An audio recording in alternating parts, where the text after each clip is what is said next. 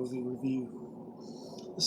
One's called Sawdust and Tinsel, 1953. This is going to be another Ingmar Bergman flick. I love this movie. I'm giving it 5 out of 5 stars. It was exactly what I expected. I love carny flicks like Nightmare Alley. It's my weakness, my guilty pleasure, I guess you could say. But the reason, once again, to watch is Harriet Andersson. She's got the hairy armpits and the busty chest going. Similar to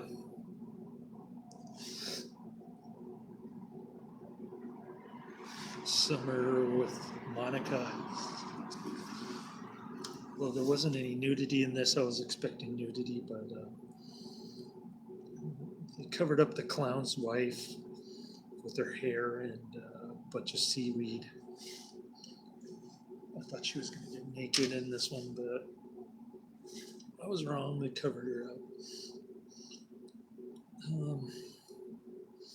Anyways, great flick. I'm giving it 5 out of 5 stars. Highly recommended. Check it out. I'll post the trailer in the description box. This is going to be another Criterion collection. So there's another cool little Ingmar Bergman introduction. This movie got bad reviews when it was first released, but obviously in hindsight, it was a great movie. Yes, Ingmar Bergman didn't have much of a reputation around this time, 1953, but he made a couple great. Well, he made a good movie in Summer with Monica, but even better movie with Sawdust and Tinsel. It's amazing that he made both movies in the same year. Both in glorious black and white, of course, which makes Harriet Andersson look all the better. Her skin is glowingly white, I guess you could say.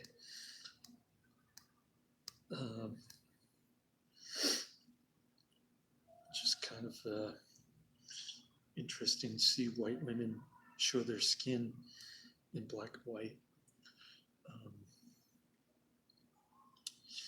Yeah, I could think of something weird video that had a blondie like that. It looked great in black and white. So, yeah. It's another bleak, depressing movie about carny life. This Albert guy is hitching up with Anna, played by Harriet Andersson, and they're doing the carny thing, the circus, and it's infested with lice and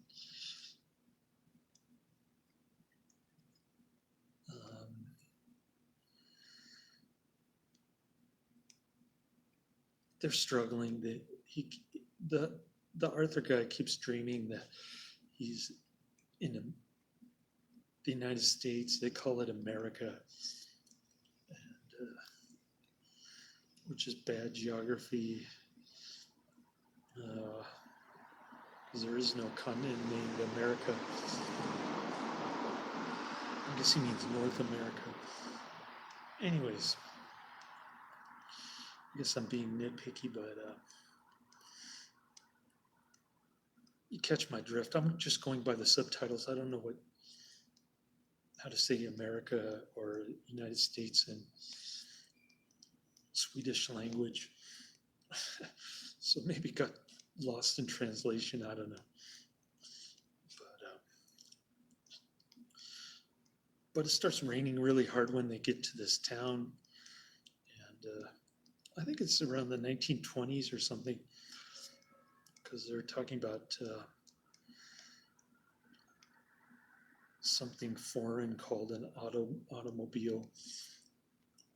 Um, so they're in their caravan and it's raining hard. They pitch the tent and they're hungry. They don't have any food. So they go to the nearest drama troupe, I guess, to borrow costumes because they had to leave half of their costumes behind. And so the director remarkably agrees to loan the costumes. Meanwhile, there's this actor who has the hots for Harriet Andersson.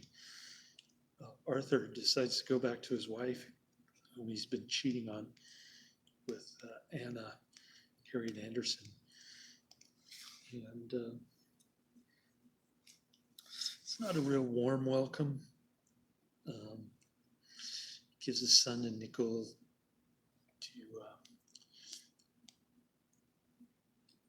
to go check out the monkey or the monkey grinder dude. And his son doesn't want to join the circus. Neither does his wife. So he gets rejected, and Anna's jealous the whole time that he's going back to his wife. She rightly thinks that he's going to quit the circus and go back to his wife, but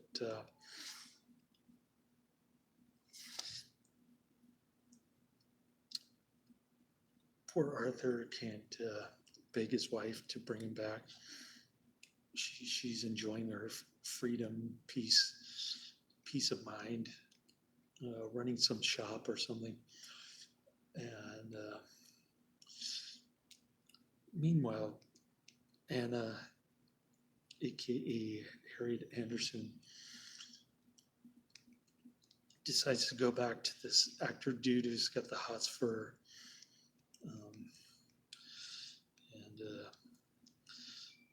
so they sleep together, and the actor dude tricks her into getting this amulet, which she thinks is worth a fortune, but is really worthless. And so she goes back to the circus. Albert is acting suicidal. And the actors come see the circus, and the actor dude starts insulting Anna, telling her that it was a great ride that they had together. It was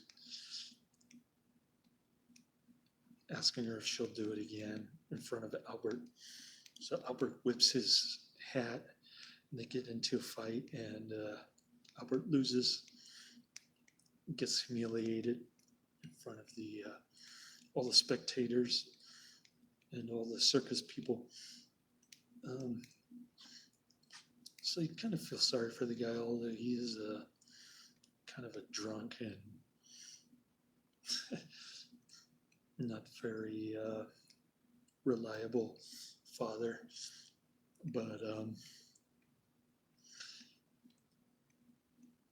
yeah, his life sucks worse than my life.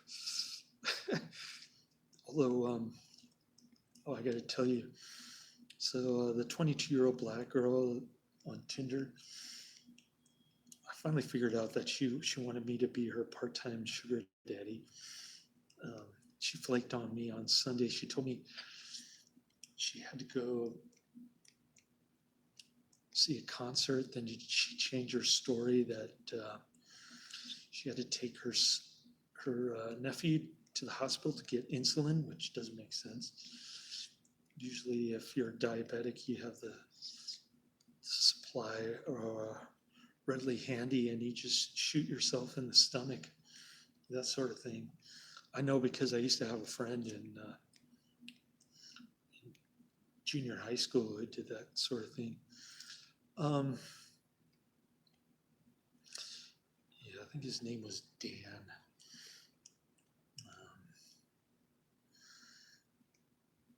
His parents used to smoke pot, and I called the cops on him. And then the dad got all angry. And that was the end of my friendship. I got in a fight with Dan one time. I beat him up pretty bad, but because I knew judo and stuff. Anyways, so I kept texting her like I got stuck in the Chevron car wash and had to do some grocery shopping, but I got stuck in the Chevron car wash for like an hour waiting in line because the two Chevron car washes were both down. One was being remodeled, the other one just wasn't available. So I went to Shell, and there was this huge line of cars, like the gas lines of the 70s kind of thing. And the car wash was really slow, like one car at a time. So I was texting her the whole time. And later on, she said that she left her phone at home, which wasn't true because she told me that she was still at the hospital when she was texting me. So it was impossible that she left her phone home and it was at the hospital at the same time. So I went back and I looked at her Tinder profile. It said she wanted to be spoiled. And she kept texting me later on that I was going to give her rewards. And earlier she said she was expecting for me to support her, that sort of thing. Which really didn't sound bad, but when I went back and looked at her Tinder profile, I kind of figured that she was already cheating on me, and she's making up excuses and stories to explain where she was at and stuff like that. So I kind of gave up on her. And so I finally, after 2 months, I got a job interview in San Carlos for a delivery driver that pays more than what I'm making now. But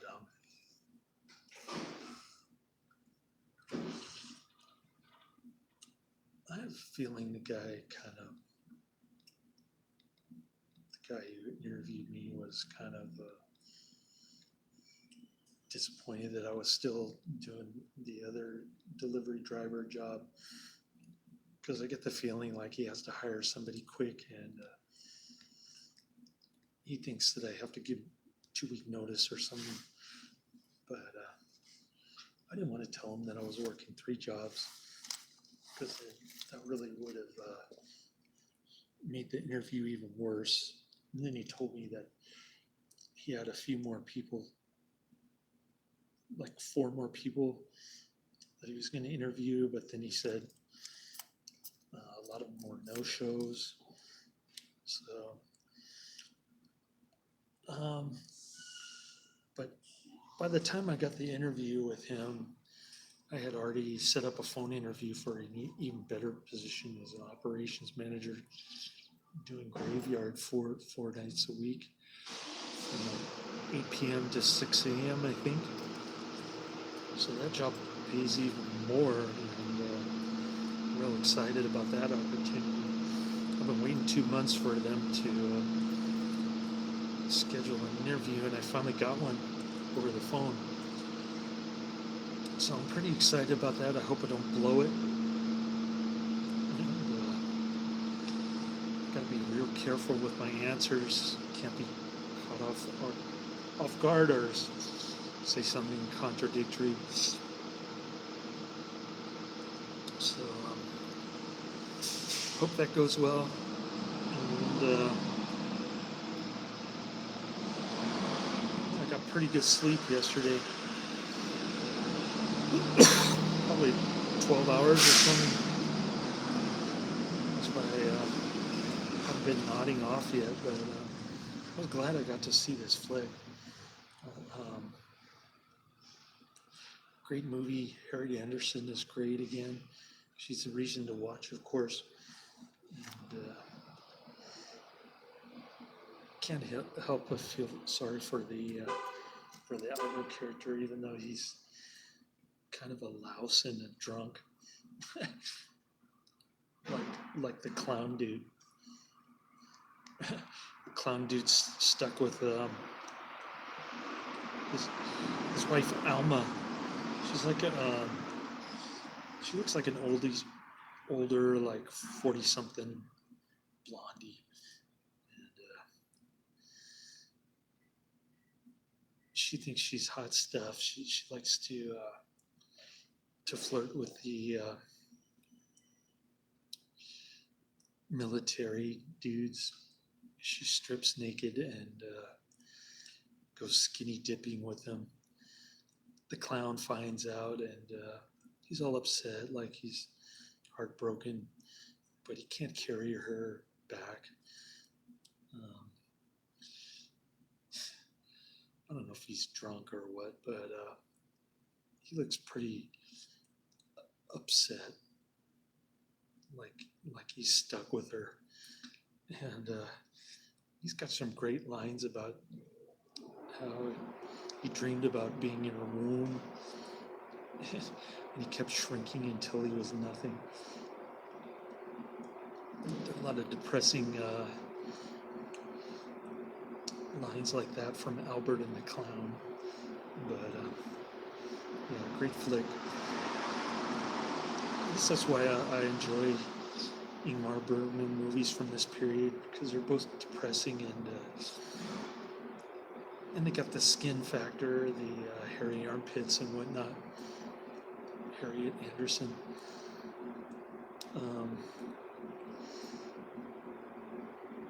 She was definitely better in his earlier movies. So, anyways, that's the end of my review. What else? Oh, Epic Adventures of Captain Underpants finally came out on Netflix. So my son was really excited about watching that on Friday. Came out on Friday the 13th, ironically, which was the same day when I had my interview with the food distribution guy who's hiring for a delivery driver. I sent him a thank you email, but I doubt if it helped. He's probably looking to hire somebody else who's unemployed, eager for work, that kind of thing. At least that's the impression that I got, especially after my first interview with the bike rental place. Sorry? Parking? For the hotel? The garage is full. You'll have to go to Anchorage Square parking around the corner.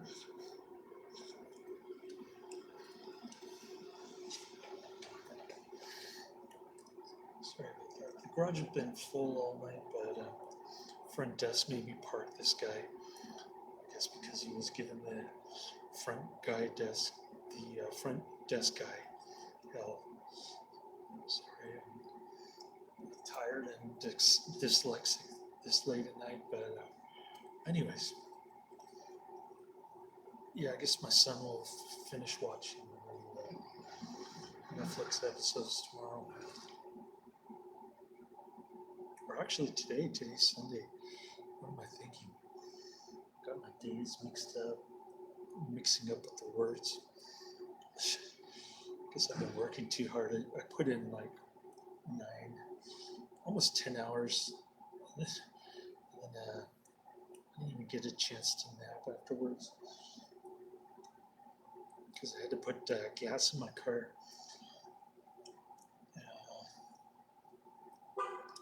So I pretty much gassed up my car, went home, showered, had a little snack, and put on my uniform. And I raced over here. I was like, and the traffic here is crazy. They got something going on here in San Francisco, which is probably why the hotel is full. But anyways, pretty crazy day. I did my routes pretty quick though. I got 100% on time for both of my routes, so that was pretty good. But I sure hope I get this operations manager job.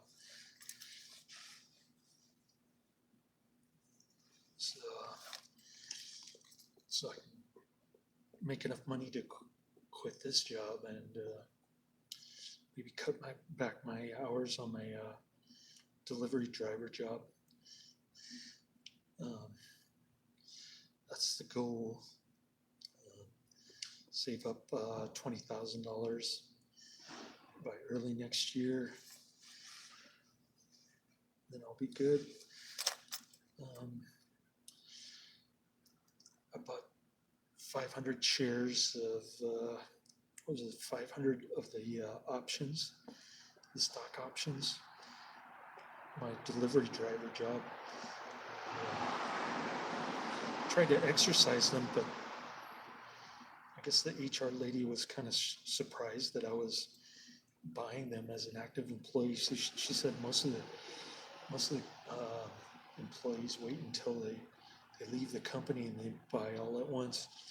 But I'm doing a month by month as an active employee, so see how that goes if the company goes public. Right now it's only 6 cents a share, so it's like $30 out of pocket, no big deal. But the risk reward is too fantastic for me to fathom if I ever get that far. Yeah. Anyways, if that's the case, I can just retire and do my dystopian movie about life in California. Almost autobiographical, but instead of me, it's going to be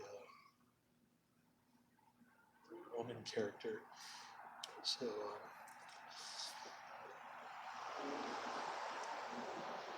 I'll probably get it done before I'm gone.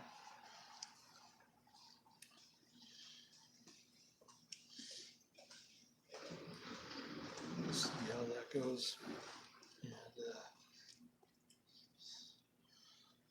And I was thinking I could do that, or I could just pour all my money into my Roth 401k, or whatever 401k this operations manager company has. So we'll see.